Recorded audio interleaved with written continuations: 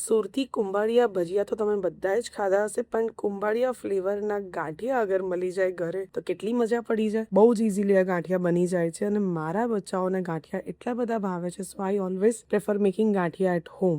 સૌથી પહેલા એક મિક્સર જારમાં પાલક લેવાની છે. એમાં ઘણા બધા ધાણા, મેથી, ફુદીનો, આદુ, લીલા મરચા અને પાણી નાખીને આની એક પેસ્ટ બનાવી લેવાની છે.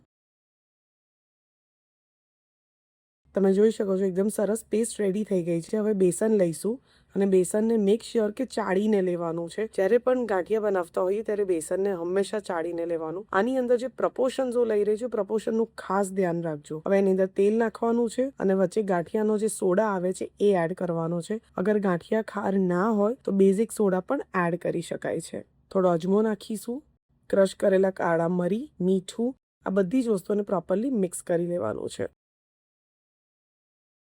મુઠ્ઠી પડતું મોણ થઈ જાય પછી જે પેસ્ટ બનાવી હતી પેસ્ટને એડ કરીશું અને મેક શ્યોર કે પેસ્ટને પણ ચાળીને લેવાની છે, જેથી કરીને એની અંદર જેટલા પણ સ્ટ્રેન્ડ્સ હશે એ બધા જ નીકળી જશે અને સ્મૂથ ડો બનવો જોઈએ. તો બસ હવે ગાંઠિયાનો એકદમ સરસ લોટ બાંધી લઈશું, પણ આનો લોટ નથી બાંધવાનો, આ થોડું ઢીલું જ રહેશે. તમે જોઈ શકો છો એકદમ ઢીલું લચકા પડતું મિક્સચર છે અને એને એકદમ સરસ ફીણવાનું છે. ફીણ્યા પછી ગરમ તેલની ઉપર જારો મૂકીને એને હાથથી ગાંઠિયા પાડી લઈશું. કેટલા ઇઝી હતા ને ગાંઠિયા ઘરે બનાવવા, મેં તો કીધું હતું. તો બસ આજ પછી ગાંઠિયા ક્યારે પણ બહારથી ના લાવતા અને તમારા બચ્ચાઓને ગાંઠિયા ઘરે જ બનાવીને ખવડાવજો. મારા બચ્ચાઓને તો આ ગાંઠિયા બહુ જ ભાવે છે અને જરૂરથી ટ્રાય કરજો અને મને કમેન્ટ બોક્સમાં લખીને મોકલજો કે તમને આ રેસીપી કેવી લાગી. આ ગાંઠિયાને તમે 20 થી 25 દિવસ માટે એરટાઇટ કન્ટેનરમાં સ્ટોર કરી શકો છો. એન્જોય.